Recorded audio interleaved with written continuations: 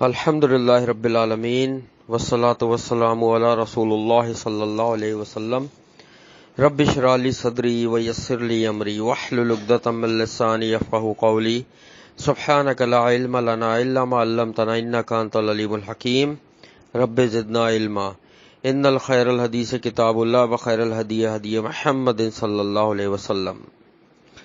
سورہ مومنون ہماری چل رہی ہے، ٹھیک ہے، اور اس میں مومنوں کی صفات اللہ نے بتائی ہیں جو ٹاپ کی صفات ہوتی ہیں مومنوں کی۔ ان میں سے ایک بھی صفت اگر نہیں ہوگی تو وہ بندہ مومن میں آ ہی نہیں سکتا۔ سوچو نا، جو نماز چھوڑ دے وہ کیسے مومن ہو سکتا ہے؟ جو نماز میں خشوع و خضوع اختیار نہیں کرے، تیز تیز نماز پڑھے، ادھر ادھر کے خیالات سوچتا رہے، پڑھ رہا ہے نماز، سوچ رہا ہے کاروبار کو، گھر کو، نوکری کو، بچوں کو، لینے دینے کو، مارکیٹ کو، شاپنگ کو، کھانے پینے کو، پڑھ رہا ہے نماز، کھڑا اللہ کے سامنے ہے، دھیان کہیں اور ہے۔ پھر امانت میں خیانت، پھر اپنی شرمگاہوں کی حفاظت، پھر عہد کی پابندی۔ یہ ساری ٹاپ کی صفات ہیں جو ہر مومن میں ساری صفات ہونا ضروری ہے۔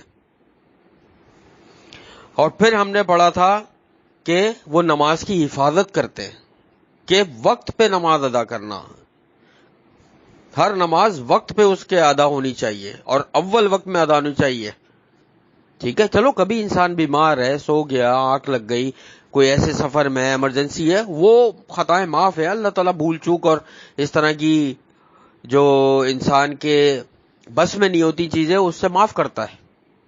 جیسے نبی صلی اللہ علیہ وسلم فجر کی نماز میں ایک دفعہ دیر ہو گئی تھی تو پوری روشنی ہونے کے بعد صحابہ کرام کے ساتھ انہوں نے پڑھی، نہیں کھلی تھی آنکھ صحابی کی، وہ بھی سو گئے تھے، نہیں جگا سکے سفر میں، ٹھیک ہے۔ اور پھر ہم نے پڑھا تھا کہ یہی لوگ وارث ہیں جنت کے، بہت ڈیٹیل میں ہم نے اس کو پڑھا تھا، ٹھیک ہے، جس میں وہ ہمیشہ رہیں گے۔ اب انشاءاللہ آگے چلتے ہیں۔ اعوذ باللہ السمیع العلیم من الشیطان الرجیم من ہمزہ ونفخہ ونفثہ۔ وَلَقَدْ خَلَقْنَا الْإِنسَانَ مِنْ سُلَالَةٍ مِّن طِينٍ۔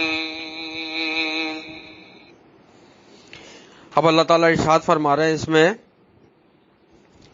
کہ البتہ تحقیق ہم نے پیدا کیا انسان کو مٹی کے خلاصے سے۔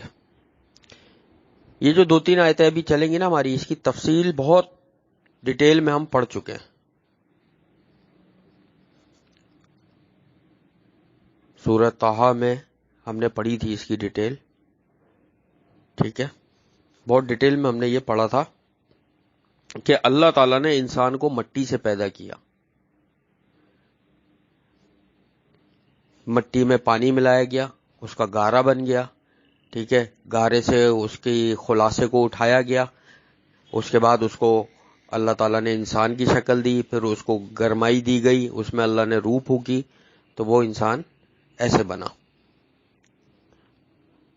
اگلی آیت کی طرف چلتے ہیں انشاءاللہ۔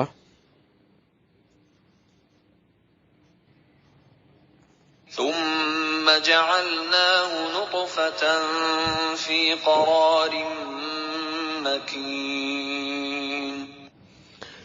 پھر اللہ فرما رہے ہیں پھر ہم نے کیا اس کو ایک نطفہ محفوظ قرارگاہ میں، یعنی انسان کو پہلے تو اللہ تعالیٰ نے مٹی سے بنایا، ٹھیک ہے، جب وہ دنیا میں آ گیا تو اللہ تعالیٰ نے انسانوں کی نسل چلانے کے لیے پھر وہ نطفے سے اللہ تعالیٰ نے ایک پورا سسٹم بنایا کہ چاہے وہ انسان ہو، جانور ہو، چرند ہو، پرند ہو، ٹھیک ہے، ماداؤں کے اندر اللہ تعالیٰ نے فیمیل کے اندر یہ صلاحیت رکھی کہ ان کا انڈا یا بچہ جو ہے وہ ماں کے اندر پرورش پاتا ہے اور پھر وہ دنیا میں آتا ہے۔ اگلی آیت کی طرف چلتے ہیں انشاءاللہ۔ ثم خلقنا النطفة علقة فخلقنا العلقة مضغة فخلقنا المضغة عظاما فكسونا العظام لحما ثم أنشأناه خلقا آخر فتبارك الله أحسن الخالقين۔ اب اللہ تعالیٰ اس آیت میں ارشاد فرما رہے ہیں پھر ہم نے بنایا اس نطفے کو جمع ہوا خون. پہلے سب سے پہلے اللہ تعالیٰ نے خون جمع ہوا بنایا، گاڑھا خون جو ہوتا ہے، اور پھر ہم نے جمے ہوئے خون سے گوشت کا لوتھڑا بنایا. وہ آہستہ آہستہ اور جمتا ہے، گوشت کا لوتھڑا بنتا ہے. پھر ہم نے اس لوتھڑے سے ہڈیاں بنائی، ہڈیاں بنی، پھر اس لوتھڑے سے لوتھڑے کی ہڈیاں بنی. پھر اللہ تعالیٰ فرما رہے ہیں کہ ہڈیوں پر اللہ تعالیٰ نے گوشت چڑھایا اور ہم نے پیدا کیا اسے مخلوق مکمل. گوشت چڑھا، کھال چڑھی، اور پھر اس کی آنکھیں اور یہ چیزیں بننا شروع ہو گئیں، سارے ناخن، بال، ساری چیزیں بننا شروع ہو گئیں. چنانچہ بڑا بابرکت ہے اللہ جو سب سے حسین بنانے والا ہے. دیکھو تھوڑا بیٹا اس چیز پہ غور کرو. یہ ہم انسان کی جو پیدائش اللہ نے پورے سٹیپ بتائے ہیں، یہ ہم بہت ڈیٹیل میں پڑھ چکے ہیں، ٹھیک ہے. تو بات یہ ہے کہ یہ سوچو کہ ابھی اتنا سائنسی دور ہے، ٹھیک ہے، میڈیکل نے اتنی ترقی کر لی ہے، اب ہمیں یہ سمجھنا کتنا آسان ہے. سوچو جب یہ کتاب 1450 سال پہلے نازل ہوئی تھی، جب یہ آیتیں نازل ہوئی تھی، تو وہ چیزیں جو صحابہ کرام یہ لوگ جانتے ہی نہیں تھے، اللہ تعالیٰ نے وہ اس وقت بتا دی تھی. اب یہ ساری کی ساری صحیح ثابت ہوئی. قرآن کی 70-80% چیزیں جو اللہ نے فرمائی ہے نا صحیح ثابت ہو چکی ہیں، اور 20-30% ایسی ہیں جو اور آگے سے اگر متعلق ہیں تو وہ بھی صحیح ہوں گی. ساری جب ساری صحیح ثابت ہوئی تو وہ بھی صحیح ہوں گی. تو اس دور کو ذرا سوچو کہ جس دور میں قرآن نازل ہو رہا تھا، کہ یہ واقعی اللہ کی کتاب ہے، کہ اللہ ایک ہستی ہے جس نے کائنات بنائی ہے. اور پھر اللہ تعالیٰ فرما رہے ہیں کہ وہ بڑا بابرکت ہے جو سب سے حسین بنانے والا ہے. سورہ 3 میں بھی کیا آیت ہے؟ لَقَدْ خَلَقْنَا الْإِنسَانَ فِي أَحْسَنِ تَقْوِيمٍ، کہ بے شک ہم نے انسان کو بڑی ہی احسن انداز میں، بڑی خوبصورت انداز میں پیدا کیا. تو یہ اللہ بہترین خالق ہے، چاہے وہ جانوروں کی تخلیق ہو، جنات کی ہو، فرشتوں کی ہو. دیکھو ہر ایک کا سسٹم الگ ہے. انسانوں کا جسم نظر آتا ہے، عقل ہے. جنات کا نظر ہی نہیں آتے. جنات ان میں عقل بھی ہے، اعمال بھی کرتے ہیں، اچھے بھی برے بھی. جانور جو نظر آتے ہیں، کھاتے پیتے ہیں، سب کچھ ویسے ہی کرتے ہیں جیسے انسان کرتا ہے، ان میں عقل نہیں ہے. فرشتے جنوں کی طرح نظر نہیں آتے، لیکن وہ اللہ کے حکم کی نافرمانی نہیں کرتے. جو اللہ کہتا ہے وہ حکم بجا لاتے. اچھا اس کے علاوہ بھی اللہ کی بہت سی مخلوقات ہیں جو ہمیں نہیں پتا، بہت سی مخلوقات ہیں.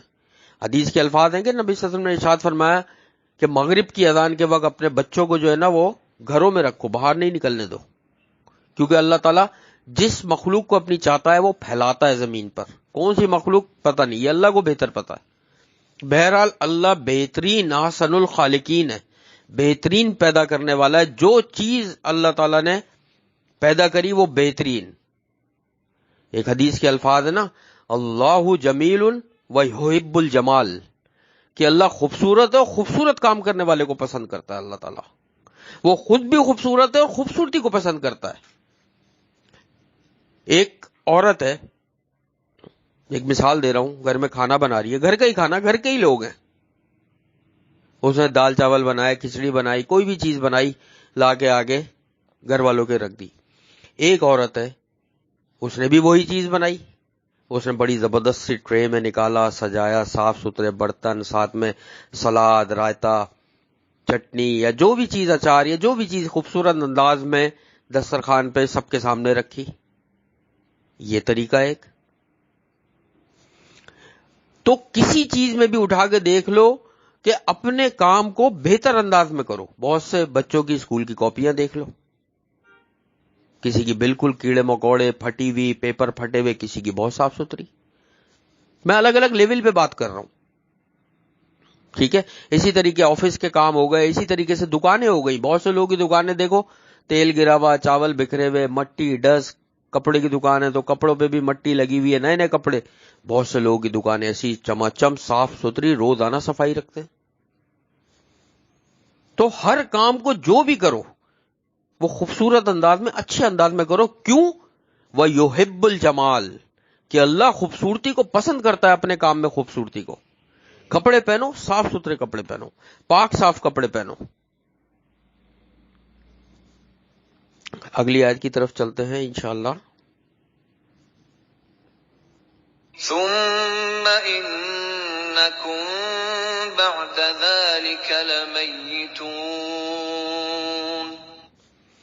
اب اللہ فرما رہا ہے بے شک اس کے بعد البتہ مرنے والے ہو.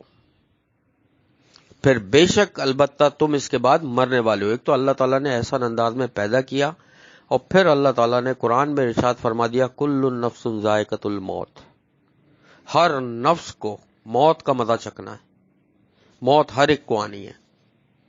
فَإِنَّكَ مَيِّتٌ، نبی صلی اللہ علیہ وسلم سے ارشاد فرمایا اللہ تعالیٰ نے فَإِنَّكَ مَيِّتٌ، آپ کو بھی مرنا ہے، وَإِنَّهُمْ مَيِّتُونَ، اور ان لوگوں کو بھی مرنا ہے، سب کو، چاہے وہ صحابہ کرام ہو، چاہے وہ مشرکین مکہ ہو، چاہے وہ یہودی ہو یا نصارہ ہو، کوئی بھی ہو، سب کے لیے اللہ نے فرمایا سب کو مرنا ہے.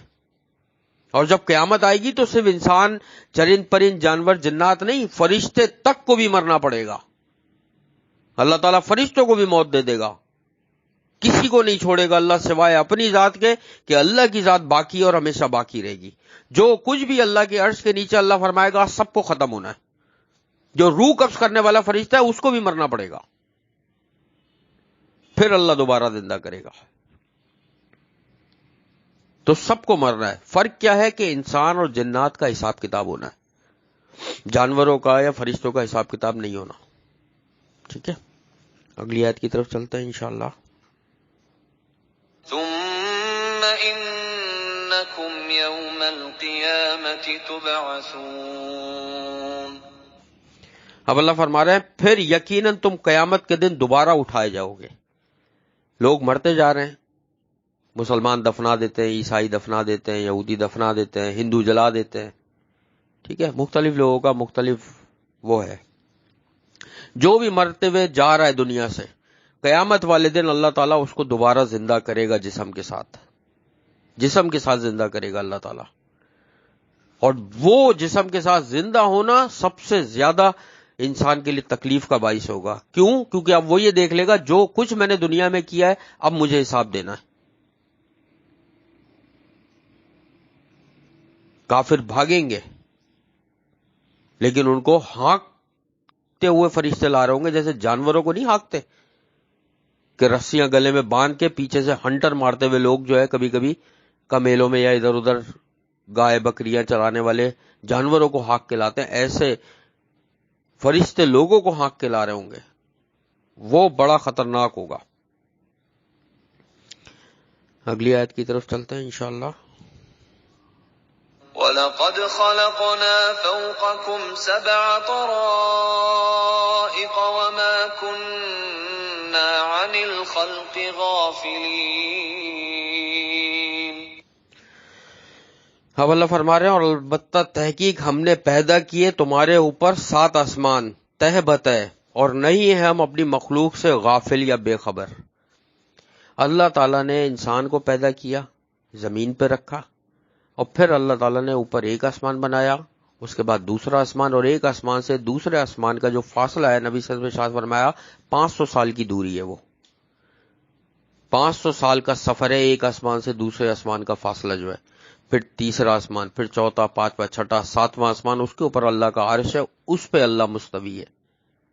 ٹھیک ہے، اتنی اوپر ہونے کے باوجود اللہ تعالیٰ اپنی مخلوق سے غافل نہیں ہے.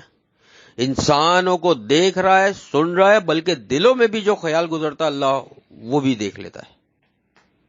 اتنی اوپر ہونے کے باوجود کہ اتنے آسمان ہیں، ہر آسمان پہ فرشتے بھرے ہوئے ہیں، کہ نبی صلی اللہ علیہ وسلم نے ارشاد فرمایا کہ میں آسمان سے چرچرانے کی آواز سنتا ہوں. جیسے ایک لکڑی پہ اگر انتہا کا بوجھ ڈالا جائے تو لکڑی کیسا چرچراتی ہے بوجھ سے کہ ابھی ٹوٹی ابھی ٹوٹی. نبی صلی اللہ علیہ وسلم نے ارشاد فرمایا آسمان پہ ایک بالش بھی جگہ ایسی نہیں ہے جو خالی ہو جہاں فرشتے نہ ہو، ایک بالش جگہ ایسی نہیں ہے. اور بیت المعمور میں 70,000 فرشتے ایک وقت میں طواف کرتے ہیں. جب وہ طواف کر کے ہٹتے ہیں تو دوبارہ پیچھے لائن میں لگ جاتے ہیں اور دوسرے 70,000 فرشتے طواف کرتے ہیں. تو جو طواف کر کے ہٹتے ہیں لائن میں لگتے ہیں ان کی باری قیامت تک نہیں آنی. اتنا بڑا آسمان ہے بیت المعمور، فرشتوں کا کعبہ ہے جو آسمانوں پر ہے، اسی خانہ کعبہ کے اوپر ہے. یہ اللہ کی شان ہے، لیکن اللہ نے چھپا کے رکھا ہے. نبی صلی اللہ علیہ وسلم کو وحی کے ذریعے سے بتا دیا، وہ ہم تک پہنچا. تو اللہ تعالیٰ دوبارہ زندہ کرے گا، اور اللہ تعالیٰ کسی سے بے خبر نہیں ہے، سب کچھ جانتا ہے.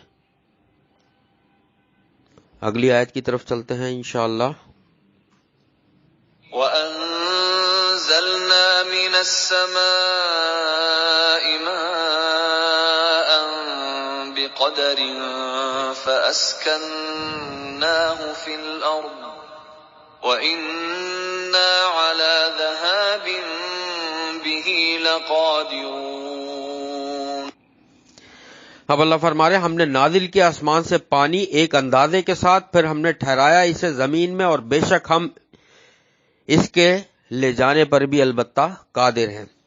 اللہ تعالیٰ نے نازل کیا آسمان سے پانی ایک اندازے کے ساتھ، اور پھر ٹھہرایا اس کو زمین میں. دیکھو ایک چیز بیٹا ذہن میں رکھو، جب اللہ تعالیٰ نے یہ دنیا بنائی نا، تو قیامت تک اس دنیا کو جتنے پانی کی ضرورت پڑے گی اللہ تعالیٰ نے وہ پہلے ہی زمین میں رکھ دیا. سمندر کا پانی، دریاؤں کا پانی، نہروں کا پانی، وہ پہلے ہی اللہ تعالیٰ نے رکھ دیا. پھر اللہ تعالیٰ فرما رہے ہیں نا کہ ہم نے ٹھہرا دیا اس کو ایک اندازے کے ساتھ، ہم نے کہ جتنی ضرورت ہے، اور پھر ہم نے اس کو ٹھہرا دیا زمین میں. پھر جہاں جہاں ضرورت پڑتی ہے اللہ تعالیٰ وہ کے حکم سے ہوائیں پانی سمندر سے جو ہے وہ بخارات لیتی ہیں، اور ان علاقوں میں جا کے جہاں جہاں اللہ کا حکم ہوتا ہے بارش برسا دیتی ہیں. یہی سمندر کا پانی ہوتا ہے، وہ جو اللہ نے ٹھہرایا اللہ کے حکم سے. جتنی پانی کی ضرورت قیامت تک پڑے گی اللہ تعالیٰ نے وہ دنیا میں رکھ دیا ہے. یہ ہے اللہ کا اندازہ، ایک بوند بھی نہ زیادہ ہے اور نہ کم ہے. یہ دیکھو اندازہ. فرض کرو ایک انسان، چھوٹا بچہ پیدا ہو اگر، اور اس کے ماں باپ بڑے ارب پتی ہوں، چلو صحیح ہے، ان سے کہا جائے یہ بچہ جوانی تک جو کچھ بھی کھائے گا، پہنے گا، اوڑھے گا، سوئے گا، پیے گا، وہ سب آپ پہلے ہی جمع کر کے رکھ دیں. ان کے ماں باپ اندازہ لگا سکتے ہیں کیا کہ یہ 20 سال، 25 سال، 30 سال، 40 سال، 50 سال تک کتنا کھائے پیے گا؟ کچھ بھی نہیں. اور دنیا کے شروع سے لے کے قیامت تک جتنے لوگ پیدا ہونے اللہ کو پہلے ہی علم ہے، اللہ کو یہ کون کیا کیا کھائے گا، کیا کیا پیے گا، کیا کیا پہنے گا، ان سب کا انتظام اللہ تعالیٰ نے پہلے ہی کر دیا. اور اللہ کے حکم سے ہوائیں پانی کے ادھر ادھر لے جاتی ہیں، جہاں ضرورت ہو پانی برساتی ہیں. کہیں سبزی اگ رہی ہے، کہیں پھل اگ رہے ہیں، کہیں جو ہے پانی جو ہے وہ زمین کے اندر جا رہا ہے، کنووں کے ذریعے سے باہر آ رہا ہے، لوگ اس کو پی رہے ہیں، وضو کر رہے ہیں، کھانوں میں استعمال کر رہے ہیں، تالاب بہہ رہے ہیں، ندیاں بہہ رہی ہیں، آبشاریں بہہ رہی ہیں، کشتیاں چل رہی ہیں، اس میں شکار ہو رہا ہے، مچھلیاں ہیں. یہ ہے اللہ کی شان. قیامت تک کے اندازہ جو اللہ کا ہے نا، وہ ایک بوند بھی نہ زیادہ کا ہے اور نہ کم کا، ایکوریٹ ہے. اللہ تعالیٰ لطیف خبیر ہے. لطیف کہتے ہیں بہت، جس کو بولتے ہیں نا لطیف. جیسے فرض کرو کھجور کی گھٹلی ہوتی ہے نا، کھجور کی گھٹلی پہ ایک پرت ہوتی ہے، وہ کتنی لطیف ہوتی ہے کہ اس کو اگر کبھی کھجور کی گھٹلی دیکھو نا، پرت نکالو، وہ کبھی کبھی ہاتھ میں ٹوٹنے لگتی ہے. اللہ تعالیٰ اس پر کے اوپر وہ جو پرت ہوتی ہے، اس پرت کے اوپر بھی جو جراثیم ہے اللہ تعالیٰ ان کو بھی دیکھتا ہے، ان کے دلوں میں بھی جو خیال پیدا ہوتا ہے وہ بھی اللہ کو پتا ہے. ہمیں تو وہ نظر بھی نہیں آتے. تو اللہ کا اندازہ کبھی غلط نہیں ہو سکتا. ٹھیک ہے، ایک آیت انشاءاللہ اور کرتے ہیں. فَأَنشَأْنَا لَكُم بِهِ جَنَّاتٍ مِّن نَّخِيلٍ وَأَعْنَابٍ لَّكُمْ فِيهَا فَوَاكِهُ كَثِيرَةٌ وَمِنْهَا تَأْكُلُونَ. اب اللہ تعالیٰ ارشاد فرما رہے ہیں پھر ہم نے پیدا کیے تمہارے لیے اس کے ذریعے سے باغات کھجوروں کے اور انگوروں کے، تمہارے لیے ان میں لذیذ میوے ہیں بہت زیادہ، اور انہی میں کچھ تم کھاتے ہو۔ اللہ تعالیٰ نے وہ پانی جب برستا ہے، تم دیکھو نا، ایک چٹیل میدان ہے یا ایک پہاڑ ہے، جب بارش ہوتی ہے نا، بارش کے بعد خود ہی اس پہ پودے نکل آتے ہیں چھوٹے چھوٹے۔ اللہ فرما رہا ہے اگر ہم چاہیں تو پانی کو زمین سے نیچے اتار دیں گے، اوپر بھی نہ آئے۔ کئی جگہ ہم پڑھ چکے ہیں پہلے۔ تو اللہ تعالیٰ نے اس کے ذریعے سے باغات پیدا کیے جس میں کھجور، انگور اور مختلف میوے جات نکلتے ہیں جو بہت لذیذ ہوتے ہیں، اور جس کو انسان کھاتا ہے اپنی تسکین کے لیے یا اپنی توانائی کے لیے۔ اچھا، مزے کی بات دیکھو کہ ہر پھل کو، ہر سبزی کو ایک ہی پانی سراب کرتا ہے، ایک ہی پانی ہے نا۔ کریلا کڑوا ہوتا ہے، کھیرا میٹھا ہوتا ہے، آم میٹھے ہوتے ہیں، وہی پانی فالسے کو ڈالو وہ کھٹا ہوتا ہے۔ یہ اللہ کی شان ہے، یہ ہے اللہ کی شان۔ چھوٹی چھوٹی چیزوں میں ہمیں دیکھنا چاہیے کہ اللہ فرما رہا ہے ہماری جو نشانی ہے اس کو دیکھ کے ایمان لاؤ۔ ہر چیز یہ نہیں ہے کہ بس یوں ہے تو یوں ہے۔ اللہ تعالیٰ جب کسی کو بھٹکاتا ہے نا تو پھر اللہ تعالیٰ اس کو اسباب دکھا رہا ہوتا ہے۔ وہ آدمی کہتا ہے اچھا یہ یوں ہوا، بیج بویا تھا، پانی پڑا، وہ نرم ہوا، اس سے پودا نکلا نا، یہ سائنس ہے، یہ سائنس نہیں ہے۔ اللہ فرماتا ہے جب ہم روک لیں نا تو پھر کوئی نہیں اگا سکتا۔ اور جب دجال آئے گا تو کیا ہوگا کہ نبی صلی اللہ علیہ وسلم نے ارشاد فرمایا کہ دجال آنے کی جو پہلی نشانی بتائی نا کہ ایک سال خوب بارش ہوگی اور دوسرے سال اللہ تعالیٰ آدھی بارش روک لے گا، دوسرے سال اس کی بالکل آدھی ہوگی بارش، اور جو تیسرا سال آئے گا اللہ تعالیٰ پوری بارش روک دے گا، آسمان سے ایک قطرہ نہیں ٹپکے گا پانی کا، اور اس زمین پر، اس دھرتی پر، اس پوری زمین پر فصل نہیں ہوگی کوئی بھی۔ جانور بھوکے مرنے لگیں گے، انسان بھوکے مرنے لگیں گے۔ ایسے وقتوں میں دجال آئے گا، یہ اللہ تعالیٰ آزمائے گا لوگوں کو اس وقت۔ وہ بڑا خطرناک وقت ہوگا، پناہ مانگنی چاہیے دجال کے فتنے سے۔ نبی صلی اللہ علیہ وسلم ہر نماز میں دعا کرتے تھے، اسی لیے میں نے تم لوگوں کو وہ دعا یاد کرائی کہ ہر نماز کے تشہد میں وہ دعا لازمی کرنی ہے۔ بہت خطرناک فتنہ ہے، کیونکہ لوگوں کے پاس کھانے کو ہی نہیں ہوگا، بھوکے ہوں گے اور پانی نہیں ہوگا۔ اس وقت آ کے وہ اپنے ساتھ پانی اور دودھ کی نہریں اور روٹیوں کا پہاڑ اور سب چیزیں لائے گا، تو لوگ اس کی طرف بھاگیں گے۔ تو ہمیں اللہ کی شان سوچنی چاہیے، سمجھنی چاہیے کہ کیا ہے۔ اللہ سے دعا ہے جو بھی کچھ ہم نے پڑھا ہے اللہ تعالیٰ ہمارا ایمان اس پہ اور بڑھائے، ہمیں وہ ایمان اللہ تعالیٰ کرے جو اللہ کے ہاں مقبول ہو، اور ہم سب کی تمام مشکلات، پریشانیوں اور بیماریوں کو دور فرمائے۔ اللہ تعالیٰ ہمیں قرآن سے ہمیشہ جوڑ کر رکھے، قرآن پاک کو اللہ تعالیٰ ہمارے دلوں کے لیے ہدایت اور نور بنا دے۔ اے اللہ نماز کو ہم سب کی آنکھوں کی ٹھنڈک بنا دے اللہ۔ اے اللہ جتنے بھی قرآن پاک یہ پڑھنے، سمجھنے اور سننے والے ہیں اللہ، ان سب کی تمام مشکلات، پریشانیاں، بیماریوں اور آزمائشوں کو دور فرما دیجیے۔ ہم سب کے گھروں میں، ہمارے رزق میں، ہمارے علم میں، ہمارے عمل میں، ہماری زندگی، صحت، نوکری اور کاروباروں میں بے حساب برکتیں عطا فرما دیجیے۔ کہ میرے اللہ ہماری موت اس حال میں آئے کہ تو ہم سے راضی ہو اور ہم خالص ایمان کی حالت میں ہو میرے اللہ۔ اے اللہ تو ہمیں اپنے شکر گزار اور عبادت گزار بندوں میں شامل فرما دیجئے۔ آخرت میں ہمارا حساب کتاب انبیاء، شہداء، صدیقین اور سلف صالحین کے ساتھ فرما دیجیے گا۔ ہمیں نبی صلی اللہ علیہ وسلم کا ساتھ، ان کی شفاعت اور ان کے ہاتھوں سے آب کوثر نصیب فرما دیجیے گا۔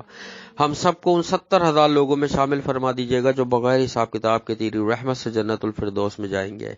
اللہم انا نسألوک الہدی والتقی والعفاف والغنی رب ارحمہما کما ربیانی صغیرا رب انی لما انزلت الی من خیر فقیر ولم اکن بدعائک رب شقیا اللہم انا نسألوک الجنۃ الفردوس وقنا عذاب النار اللہم انا نسألوک الجنۃ الفردوس وقنا عذاب النار اللہم انا نسألوک الجنۃ الفردوس وقنا عذاب النار ربنا تقبل منا انك انت السميع العليم وتب علينا انك انت التواب الرحيم سبحان الله عما يصفون وسلام على المرسلين والحمد لله رب العالمين سبحانك اللهم وبحمدك نشهد ان لا اله الا انت نستغفرك ونتوب اليك۔